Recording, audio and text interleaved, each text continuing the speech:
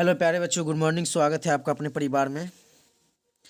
तो I hope आप लोग स्वस्थ मस्त होंगे और पीछे क्लास अच्छा से किए होंगे। 1 to 35 क्वेश्चन किए हैं आप लोग। ऑप्टिक्स का था ये सभी, फिजिक्स में ऑप्टिक्स का, ठीक है।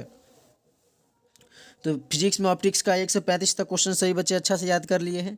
और उसमें जो था एक एरर था 2 नंबर का, बच्चे लोग क्वेश्चन कर रहे थे 2 नंबर क्वेश्चन का डी होगा, ठीक है। तो आप लोग उसको सही कर लेंगे, ठीक है। तो चलिए, आज 36 होगा, 35 तक हो चुका है।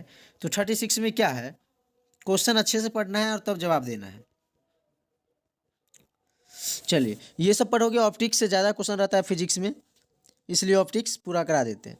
फ्रैंकल दूरी यानी कि फ्रैंकल डिस्टेंस ZF का मान कितना होता है, बोलो। ऑप्शन ए या बी या सी या डी, कौन सा ऑप्शन राइट है? सही बच्चे जल्दी जल्दी बोलो। चलिए, जो भी ऑप्शन बच्चे बी बता रहे हैं,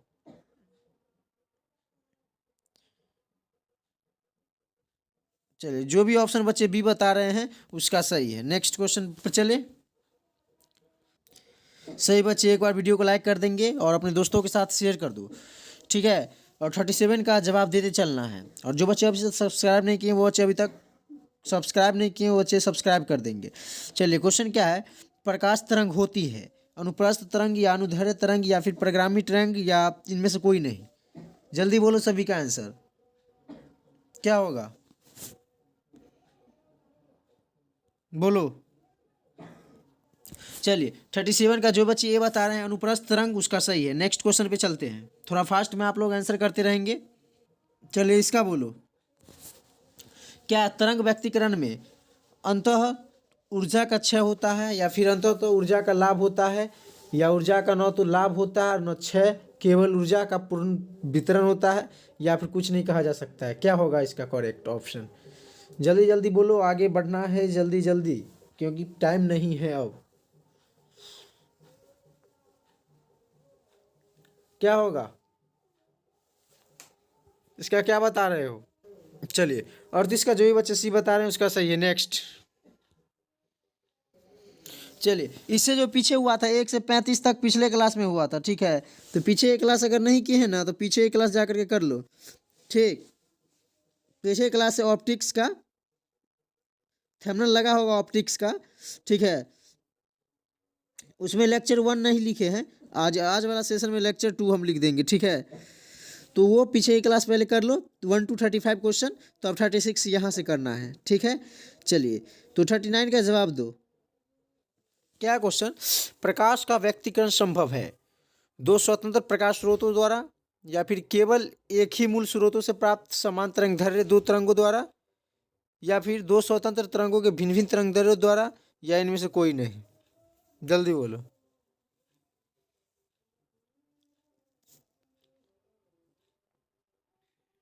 चलिए, क्वेश्चन है प्रकाश का व्यक्तीकरण संभव है, इसका राइट ऑप्शन हो जाएगा बी। केवल एक ही मूल स्रोत से प्राप्त समान तरंगदैर्घ्य दो समान तरंगों के द्वारा व्यक्तीकरण संभव होता है। चलिए नेक्स्ट, चलिए इसका बोलिए। 14 नंबर क्या है, संपोषी व्यक्तीकरण या रचनात्मक व्यक्तीकरण में किसी बिंदु पर प्रकाश तरंगों की कला में अंतर होना चाहिए।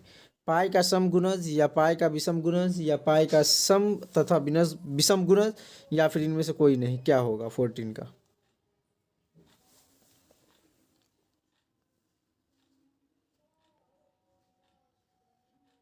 बोलो 14 का आंसर क्या होगा। चलिए, 14 का जो ये बता रहे हैं पाई का सम गुणज होगा, उसका सही है। नेक्स्ट चलिए, 41 का बताइए। क्या क्वेश्चन, विनाशी व्यक्तीकरण में किसी बिंदु पर प्रकाश तरंगों की कलांतर होनी चाहिए, ये हम अभी बताए हैं। कौन बच्चा बोल रहा है बताएं? ये नहीं बताए हैं।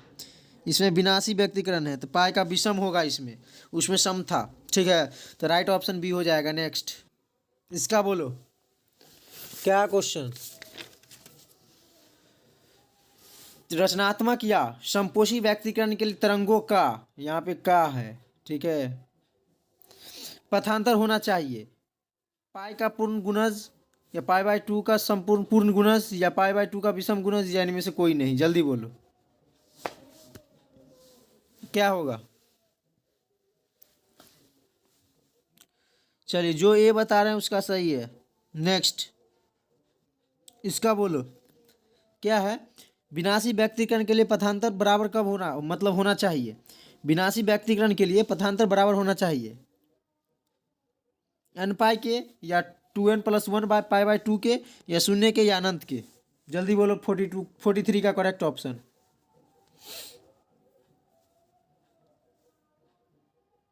क्या होगा? क्या बता रहे हो आप सभी? चलिए, विनाशी व्यक्तीकरण के लिए पथांतर बराबर होना चाहिए 2n+1 बाय लैम्डा बाय 2, मतलब कि ऑप्शन बी हो जाएगा राइट। ठीक है, 43 का बी हो जाएगा। नेक्स्ट,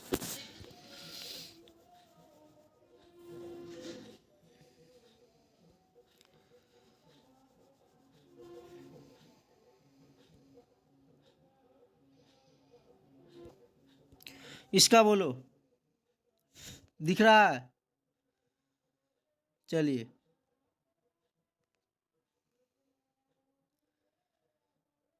44 नंबर क्वेश्चन क्या है? सो देखो, यदि प्रकाश का तरंग दैर्घ्य लैम्डा दो काल संबंध स्रोतों के बीच दूरी d तथा पर्दा एवं स्रोत के बीच की दूरी d हो, तो व्यक्तीकरण की चौड़ाई निम्नलिखित में कौन सा संबंध दी गई है? हम पिछले क्लास में ये भी क्वेश्चन कराए हैं। बोलो, क्वेश्चन अच्छे से पढ़ो और ऑप्शन लो। 4 ऑप्शन है, जवाब दो। नहीं होता है, नहीं दिख रहा तो लो सी, ये तीनों को ऑप्शन में जवाब दो तुम लोग। दो जवाब। चलिए, जो बच्चे सी बता रहे हैं उसका बिल्कुल सही है। चलिए नेक्स्ट, सी हो जाएगा 44 का।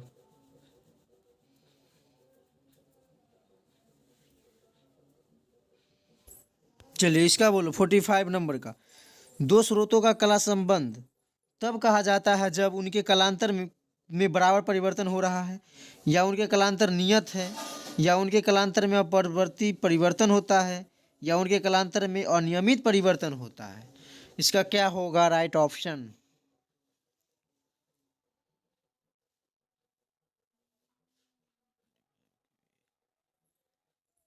क्वेश्चन अच्छे से पढ़ना है। दो स्रोतों का कला संबंध तब कहा जाता है जब उनके कलांतर में बराबर परिवर्तन हो रहा है, या फिर उनके कलांतर नियत है, या फिर उनके कलांतर में आवर्ती परिवर्तन होता है, या फिर उनके कलांतर में अनियमित परिवर्तन होता है। क्या होगा? तो 45 का करेक्ट ऑप्शन बी हो जाएगा। ठीक है,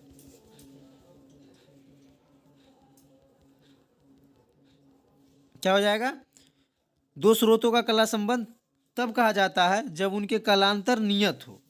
ठीक, नेक्स्ट।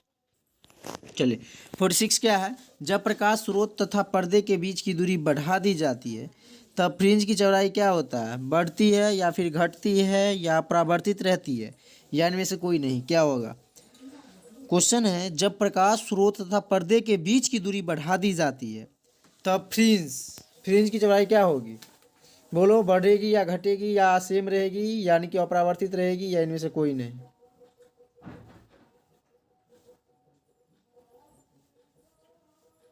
क्या होगा करेक्ट ऑप्शन?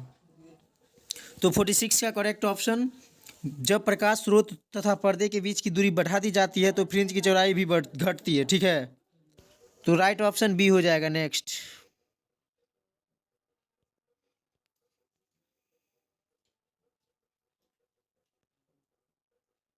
चलिए,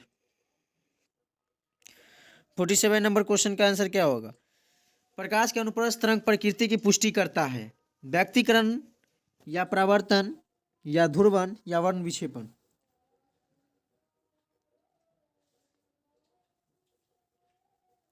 प्रकाश के अनुप्रस्थ तरंग प्रकृति की पुष्टि करता है, व्यक्तीकरण, परावर्तन, या ध्रुवन, या वर्ण विक्षेपण।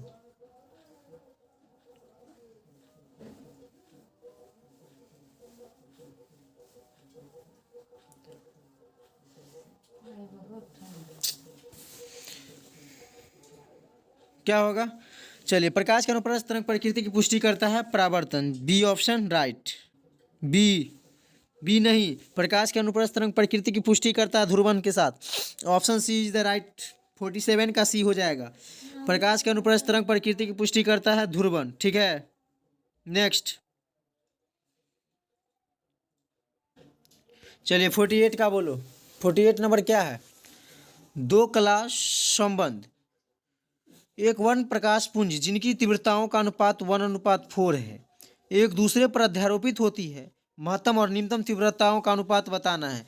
1:4, जैसे उसमें था 4:1, इसमें है 1:4 है, तो क्या होगा?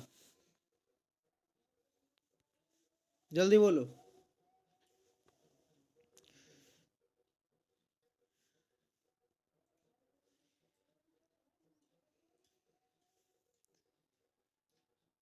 चलिए, दो कला संबंध के एक वर्ण प्रकाश पुंज जिसकी तीव्रताओं का अनुपात 1:4 है, एक दूसरे पर अध्यारोपित होती है, तो महत्तम और न्यूनतम तीव्रता का अनुपात होता है 9:1, यानी कि ऑप्शन डी आपका राइट हो जाएगा आंसर।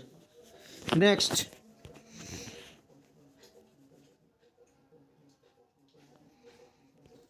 चलिए 49 का बोलो। क्या है? व्यक्तीकरण करते दो प्रकाश तरंगों की तीव्रताएं 9:4 है। 9:4 के अनुपात में है। अधिकतम और न्यूनतम तीव्रताओं का अनुपात बताना है, क्या होगा? 49 का करेक्ट ऑप्शन बोलो। क्या है? व्यक्तीकरण करते दो प्रकाश तरंगों की तीव्रताएं 9:4 के अनुपात में है। अधिकतम और न्यूनतम तीव्रताओं का अनुपात बताना है, जल्दी बोलो।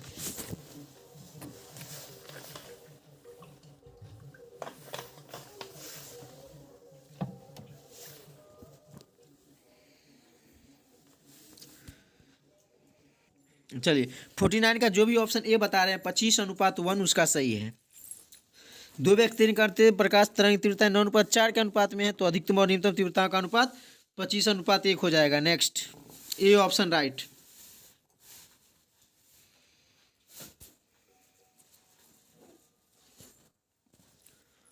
इसका बोलो 50 नंबर क्या है क्वेश्चन? किसी अवरोध की कोर से प्रकाश का मुड़ना, किसी अवरोध की कोर से प्रकाश का मुड़ना जो होता है विक्षेपण कहलाता है, या फिर विवर्तन या अपवर्तन या व्यक्तीकरण कहलाता है। किसी अवरोध की कोर से प्रकाश का मुड़ना विक्षेपण, विवर्तन या अपवर्तन या व्यक्तीकरण क्या कहलाता है?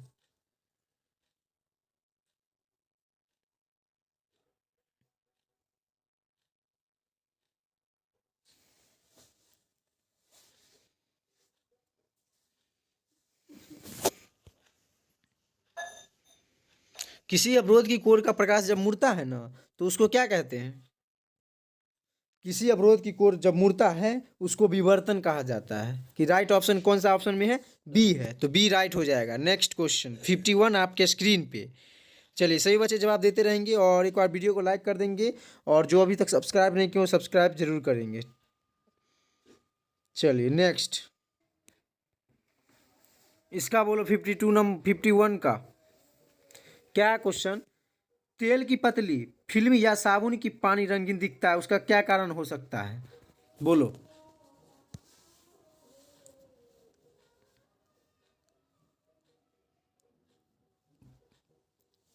पिछले क्लास में 35 क्वेश्चन हुआ था, तो इसमें भी लगभग 35 क्वेश्चन हो जाएगा, यानी कि आपका 70 ऑप्टिक्स में हो जाएगा, समझे? और ऑप्टिक्स में 70 हो गया, तो बस 70 और बचा। तो ऑप्टिक्स से करके जाओगे ना, तो ऑप्टिक्स से ही तुम्हारा 10-15 नंबर आ जाएगा एमसीक्यू में। भर भर के एमसीक्यू वो ऑप्टिक्स से पूछ देता है। बिहार बोर्ड को ऑप्टिक्स से बहुत लगाव है, ठीक है, बहुत प्यार है, लगाव है। तो क्वेश्चन क्या है? तेल की पतली फिल्म या साबुन की पानी रंगीन दिखता है, इसका कारण प्रकाश का क्या है? परावर्तन, अपवर्तन, वर्ण विक्षेपण या फिर व्यक्तीकरण? जल्दी बोलो इसका आंसर। बहुत बच्चे का आ गया है जवाब, और बच्चे नहीं दिए हैं। चलिए तो इस क्वेश्चन क्या? तेल की पतली फिल्म या साबुन की पानी रंगीन दिखता है, इसका मतलब इसका कारण है आपका व्यक्तीकरण, समझे? व्यक्तीकरण, प्रकाश का जब व्यक्तीकरण होता है तो तेल की पतली फिल्म और साबुन की पानी रंगीन दिखने लगता है, समझा? चलिए नेक्स्ट पे चलते हैं।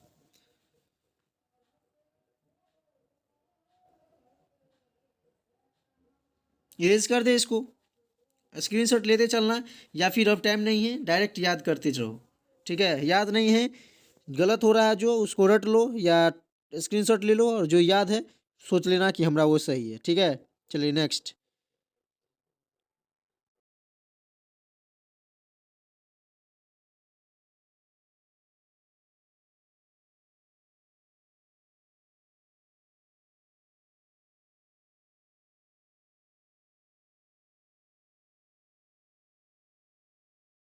नहीं है।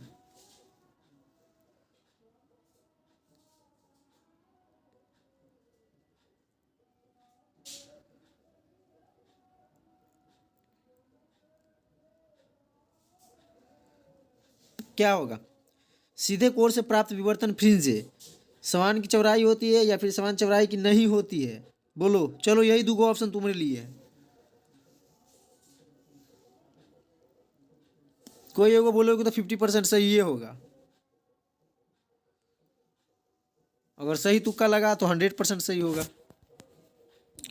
चलिए, जो बी बता रहे हैं सीधी कोण से प्राप्त विवर्तन फ्रिंजेस समान चौड़ाई की नहीं होती है, उसका सही है बी ऑप्शन, राइट। नेक्स्ट।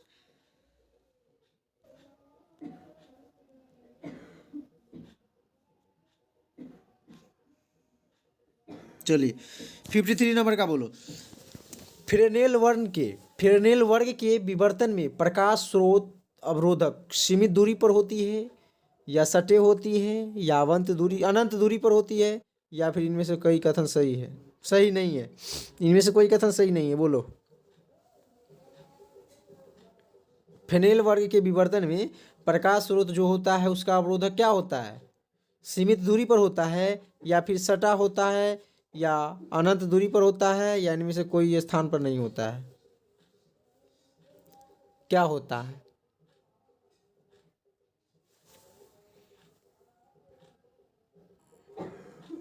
चलिए, फ्रेनेल वर्ग के विवर्तन प्रकाश स्रोत से सीमित दूरी पर होता है, यानी कि करेक्ट ऑप्शन ए हो जाएगा। नेक्स्ट। कट रहा है तो आप लोग लो स्क्रीनशॉट ले लो। चलिए इसका बोलो।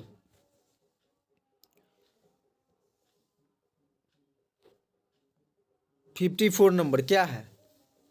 क्वेश्चन अच्छे से पढ़ोगे ना तो सारा बच्चे जवाब दोगे सही से, समझा? और एग्जाम में पैसेंस जिसको कहते हैं ना, पैसेंस का मतलब क्या होता है? धैर्य। धैर्य जिसको कहते हैं, धैर्य बनाए रखना, शांति से एकदम क्वेश्चन को अच्छे तरीक़ा से रीड करना है।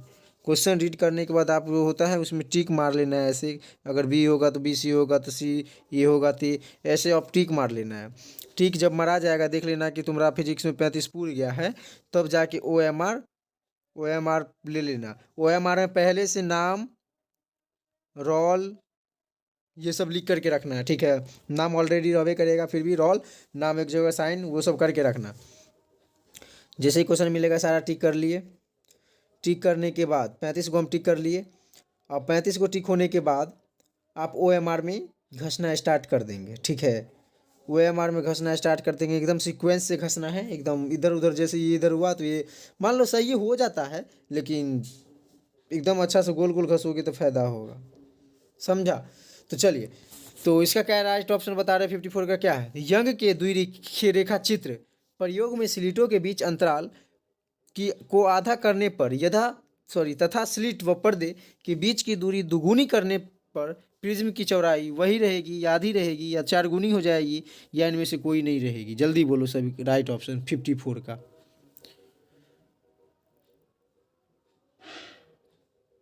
बहुत इजी क्वेश्चन है, इसका आंसर आप लोग कमेंट बॉक्स में बताओ तो।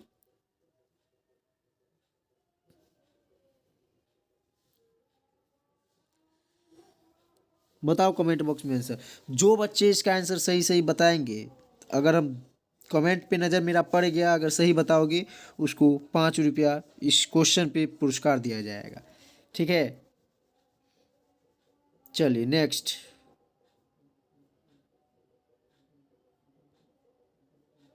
5 रुपया लेना है एक क्वेश्चन पे, वही सिर्फ 54 नंबर क्वेश्चन पे, सब पे नहीं देंगे। एक पर 5 रुपया देंगे, तो ऐसा अगर 50 को बच्चा सही कर लिया तो 250 रुपया हमारा एक ही क्वेश्चन पे चल जाएगा, और 10 क्वेश्चन में 2500 रुपया गया।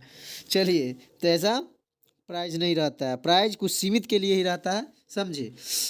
तो आप लोग सही जवाब अभी दे देंगे तो आपको प्राइज मिल जाएगा, नहीं तो कोई बात नहीं। चलिए, वैसे आप लोग पढ़ाई करते हैं ना, आपको आना चाहिए ना, ये सब आता ही होगा। कमेंट बॉक्स में बता दो इसका आंसर। चलिए नेक्स्ट पे चलते हैं। नहीं आता है वो भी कमेंट बॉक्स में बता देना, सर नहीं आ रहा है, ठीक है। आ रहा है तो आ रहा है तो जवाब दो, नहीं तो तुक्का भी मारो ना यार, ABCD हम राइट आंसर बता देंगे आपको, ठीक है। चलिए नेक्स्ट क्वेश्चन पे चलते हैं। चलिए इसका बोलो, क्या क्वेश्चन। जब कोई प्रकाश किरण किसी अपवर्तक माध्यम पर ध्रुवन कोण पर आपतित होती है, तब परावर्तित प्रकाश क्या होता है। अंशतः समतल ध्रुवित होता है, या फिर पूर्णतः समतल ध्रुवित होता है, या इनमें से कोई नहीं, या प्रकाशीय तंतु होता है।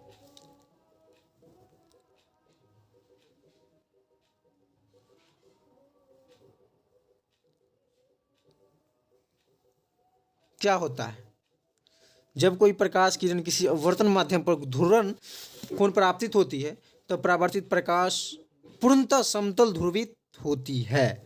कौन से ऑप्शन में पूर्णतः समतल ध्रुवित, ऑप्शन बी हो जाएगा। चलिए, ए गलत है, सी गलत है, डी गलत है, right option B. Next,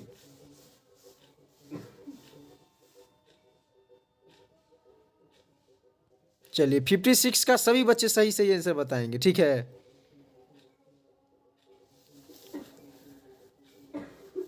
Brewster का नियम बताना है। चलो पहले अगला क्वेश्चन कर लो तब ये करना, या फिर कर ही लो। ब्रूस्टर का नियम बोलो। ब्रूस्टर का नियम क्या है। म्यू बराबर साइन IP है, साइन IP है, या कॉस IP है, या टेन IP है, या म्यू टेन स्क्वायर IP है। क्या बता रहे हो 56। म्यू बराबर 10IP बता रहे हैं, सही है। नेक्स्ट, 56 का सी हो जाएगा। चलिए इसका बोलो। इसमें डी ऑप्शन छूट गया, चलो डी में लिख लेना है, कोई नहीं।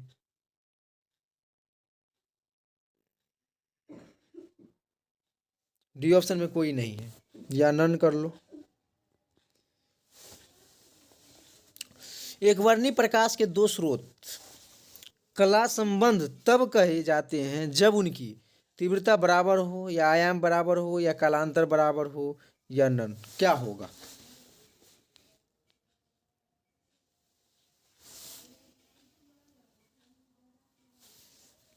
जल्दी बोलो। एक वर्णी प्रकाश के दो स्रोत कला संबंध तब कहे जाते हैं जब उनकी कलांतर नियत होती है। कलांतर, करेक्ट ऑप्शन सी हो जाएगा, ठीक है। आंसर हम ऐसे लिखते हैं, चलिए समझ जाएंगे आप लोग, उतना बुर्बक नहीं हो। चलिए नेक्स्ट पे चले, 58 पे चले। सभी बच्चे सही सही बता रहे हो जवाब। उम्मीद है, आई होप, आशा है कि आप लोग का बेटर ही मार्क्स रहेगा, ठीक है। सिर्फ ईमानदारी से आप लोग एग्ज़ाम दे करके आना है, बार बार यही कहते हैं। और एग्ज़ाम में देखो, एक चीज़ हम आपको बताते हैं, एग्ज़ाम में जैसे एग्ज़ाम आपका कितना बजे से है, ये चीज़ तो हम आपको नहीं बताए थे उस दिन क्लास में, और लाइव जब आए थे तो। चलिए बता देते हैं अभी। एंट्री टाइम देखो, क्लास तुम्हारा एग्ज़ाम है 9:30 में, और एंट्री करना है 1 आवर पहले, ठीक है। यानी कि तुम 8:30 से 9 बजे एंट्री बंद हो जाएगा। एंट्री बंद 9:01 में पिछले बार बहुत सारे बच्चे को एंट्री नहीं मिला था, इसलिए सभी बच्चे प्रयास करना कि 8:30 तक ही चल जाए अंदर में, ठीक है। क्योंकि 9:30 में एग्ज़ाम स्टार्ट होगा, तो 8:30 में एंट्री स्टार्ट होगा, और 9 बजे एंट्री बंद हो जाएगा, सिर्फ आधा घंटा एंट्री होगा, समझे। तो 9 मतलब कि 8:30 से लेकर के 8:45 के बीच में सभी बच्चे चल जाना है अंदर। तो तुम लेट क्यों करोगे यार। लेट करने का मकसद क्या है, कुछ मकसद होना चाहिए लेट करने का, तब करेगा तो फायदा होगा। तुम्हारे पास क्वेश्चन आएगा ही नहीं, ठीक है, क्योंकि क्वेश्चन के चक्कर में रहोगे तो जो भी आता होगा वो भी भूल जाओगे। हाँ, जो बहुत विद्यार्थी है हम उसके लिए बताएंगे, ठीक है। लास्ट में लाइव आएंगे, सभी बच्चे ज्वाइन होना। एग्ज़ाम के जस्ट 3 आवर पहले, 2 आवर पहले हम लाइव आएंगे, आप लोग ज्वाइन होंगे। जैसे 8:30 में एंट्री स्टार्ट है तो हम 7:30 तक लाइव आ जाएंगे, 6:30 तक, ठीक है। तो सभी बच्चे मॉर्निंग भोरे भोरे एकदम सुत उठ के पूरा सरस्वती जी का नाम ले करके एकदम लाइव में जुड़ जाएंगे, और जो कहेंगे वही करके जाना है, समझ गए। चलिए, तो आप लोग 8:45 तक एंट्री कर जाना है। 45 बहुत हो गया, 8:45, नहीं तो फिर एंट्री नहीं होगा तो फिर चिल्लाओगे सर मेरा एंट्री नहीं हुआ, एंट्री नहीं हुआ, एग्ज़ाम नहीं देने दिया। बहुत केस ऐसा आया है पिछले बार, समझा, इसलिए कहते हैं। चलिए क्वेश्चन पे फिलहाल चलते हैं। अभी कितना तक हो गया था क्वेश्चन, कितना क्वेश्चन कर लिए थे? अरे कोई बच्चा बोलो कितना क्वेश्चन तक अभी हो गया है? 55 हो गया था। अच्छा देख लेते हैं हम कितना तक किए हैं। 57 तक हो गया, ठीक। 58 नंबर देखना है। चलिए 58 का बोलो तो, दो कलाबद्ध स्रोतों के कारण प्रकाश के व्यक्तीकरण में फ्रिंज की चौड़ाई तरंग लंबाई के समानुपाती होती है, या फिर तरंग लंबाई के व्युत्क्रमानुपाती, या फिर तरंग लंबाई के वर्ग के समानुपाती, या फिर तरंग लंबाई के वर्ग के समानुपाती, या फिर तरंग लंबाई के वर्ग के व्युत्क्रमानुपाती। क्या होगा इसका राइट ऑप्शन बोलो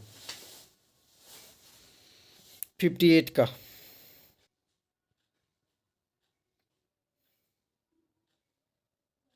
चलिए ए बता रहे हैं तो ए सही है। नेक्स्ट, लंबाई होगा तरंग लंबाई के समानुपाती।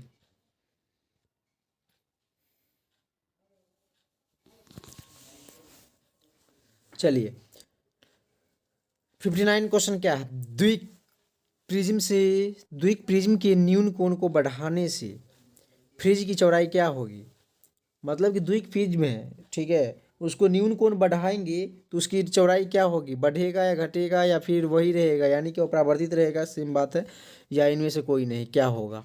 Option A B C D में से कोई टिक आउट करो सभी बच्चे, फास्ट में, जल्दी जल्दी करो। देखो आप लोग के पास टाइम है नहीं, अब टाइम है बिल्कुल भी नहीं है। 1-2 दिन टाइम है तो ये टाइम हुआ। 1-2 दिन तुमको पढ़ने का मन नहीं करेगा, तुम यूट्यूब पे ही छानबीन करते रह जाओगे कौन क्वेश्चन आएगा नहीं आएगा।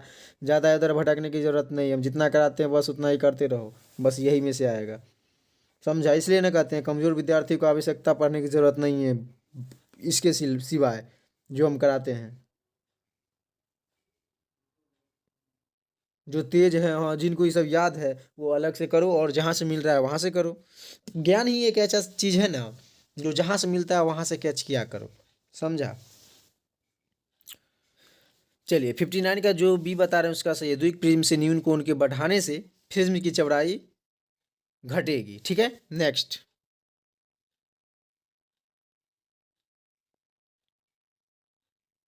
चलिए 60 नंबर का बोलो तो क्या होगा? देख लिए क्वेश्चन। चलिए 60 नंबर देखो क्या है। फ्रॉनहोफर विवर्तन से विवर्तन में प्रकाश के स्रोत रखे जाते हैं तो अवरोध से निश्चित दूरी पर या संपर्क में या अनंत पर, या इसमें से कोई नहीं? 16 का जल्दी बोलो।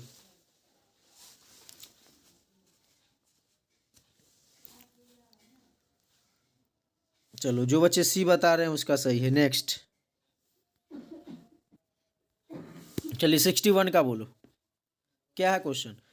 समतल दुर्भित प्रकाश में वैद्युत क्षेत्र की तीव्रता सदिश के कंपन होते हैं किस में? सभी दिशाओं में, या एक तल में, या एक दूसरे के लंबित दिशा में, या इनमें से कोई नहीं?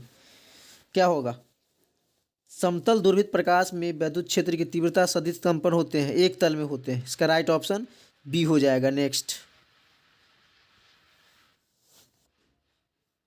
चलिए नेक्स्ट क्वेश्चन आपके स्क्रीन पे आ गया, इसका बोलो। साबुन की बुलबुला प्रकाश में रंगीन दिखता है जिसका कारण है? देखो 70 क्वेश्चन आज हो जाएगा, ठीक है। 70 क्वेश्चन के बाद ये आपका ऑप्टिक्स का 9वां चैप्टर जो है वो इंड हो जाएगा। क्या होगा? साबुन का बुलबुला प्रकाश में रंगीन दिखता है जिसका कारण है? प्रकाश का ध्रुवन या प्रकाश का प्रकीर्णन या प्रकाश का अपवर्तन या प्रकाश का व्यक्तीकरण, क्या होगा? चलिए डी जो बता रहे हैं उसका सही है। नेक्स्ट चलिए इसका बोलो। 63 का क्या क्वेश्चन? दो क्लास स्रोत आभासी होते हैं, यंग के द्विस्लिट प्रयोग में या लोयार्ड के दर्पण में या फिर फ्रेजेल के द्विप्रिज्म में या उपयुक्त सभी में। जल्दी बोलो। चलो ये क्वेश्चन पीछे भी कराएं, ऑप्शन सी राइट हो जाएगा। नेक्स्ट चलिए 64 का बोलो, क्या क्वेश्चन? हाइजेन के द्वितीय तरंग के सिद्धांत का व्यवहार होता है। हाइजेन के द्वितीय तरंग का सिद्धांत का व्यवहार होता है तरंगाग्र में ज्यामितीय नए स्थान प्राप्त करने में या तरंगों के अध्यारोपण के सिद्धांत की व्यवस्था व्याख्या करने में या व्यतिकरण घटना की व्याख्या करने में या ध्रुवन की व्यवस्था व्याख्या करने में, क्या होगा? चलिए तरंगाग्र में ज्यामिति नए स्थान प्राप्त करने में, ऑप्शन ए जो बता रहे हैं उसका सही है। नेक्स्ट चलिए अगला क्वेश्चन आपके स्क्रीन पे आ गया है और जवाब देते चलेंगे। क्या क्वेश्चन?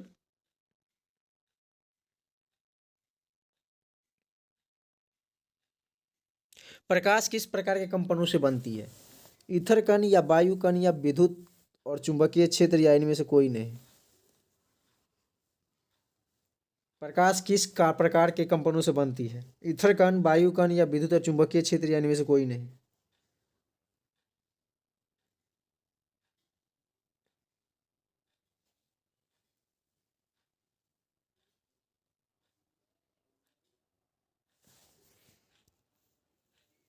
क्या होगा?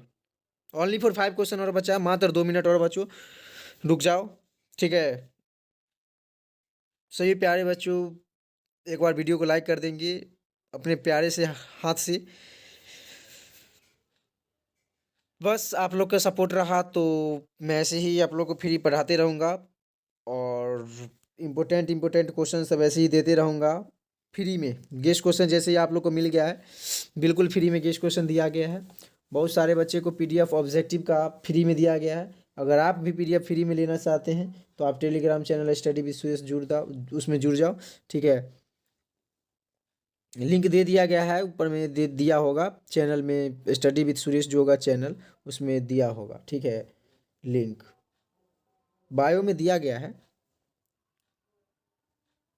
टेलीग्राम से जुड़ जाना है। तो क्या होगा इसका? तो सी बता रहे हैं विद्युत और चुंबकीय क्षेत्र। प्रकाश किस प्रकार के कंपनों से बनती है? तो विद्युत और चुंबकीय क्षेत्र। नेक्स्ट इसका बोलो।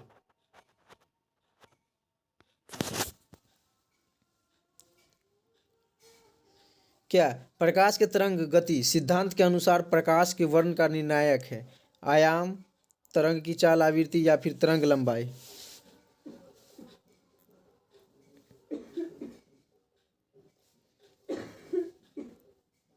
प्रकाश के तरंग गति सिद्धांत के अनुसार प्रकाश के वर्ण का निर्णायक है आवृत्ति, ऑप्शन सी राइट। नेक्स्ट चलिए इसका बोलो। जब पेलेराइड को घुमाया जाता है तो प्रकाश की तीव्रता नहीं बदलती है। ऐसा तब होता है जब आपतित प्रकाश अध्रुवित होती है, यानी कि करेक्ट ऑप्शन सी हो जाएगा 68 का। नेक्स्ट इसका बोलो 69 नंबर क्वेश्चन। तरंगों के दो ध्रुव कलाबद्ध कहे जाते हैं यदि दोनों के कंपन के आयाम समान होते हैं या फिर समान तरंग लंबाई की तरंग उत्पन्न करते हैं या फिर समान वेग की तरंग उत्पन्न करते हैं या नियत कालांतर में होते हैं। क्या होगा? जल्दी बोलो, 1 मिनट का समय दिया गया है। 69 और 70 क्वेश्चन 1 मिनट में खत्म करना है दोनों।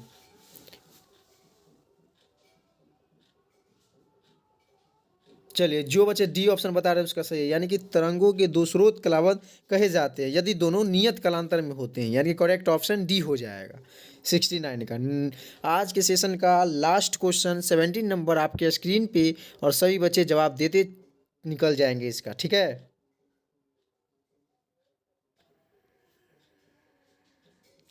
चलिए 17 नंबर आपके स्क्रीन पे आ गया। क्या कह रहा है क्वेश्चन? शुद्ध अच्छे से क्वेश्चन को पढ़ो। ध्रुवन कोण की स्पर्शज्या पदार्थ की अपवर्तनांक बराबर होती है, यह नियम क्या कहलाता है? मेल्स का नियम या ब्रूस्टर के नियम या बेरेक का नियम या कम्पर्टन का नियम? क्या होगा? देखो, जो बच्चे अभी तक लाइक नहीं किए हैं वो एक बार वीडियो को लाइक प्यारे हाथों से कर करके जाएंगे, ठीक है। और चैनल को सब्सक्राइब नहीं किए हैं तो सब्सक्राइब कर देंगे। तो आई होप आप लोग का तैयारी अच्छा होगा। तो इस क्वेश्चन का जवाब क्या होगा, सभी बच्चे बोलो, बोलो तो बता देते हैं, नहीं आ रहा है तो। चलिए 17 में जो बता रहे हैं ब्रूस्टर के नियम, उसका सही है। नेक्स्ट, सॉरी, आज के सेशन का लास्ट क्वेश्चन यहीं पे रखते हैं, ठीक है। फिर मिलते हैं नेक्स्ट सेशन में। अभी के लिए thank you, take care all of you.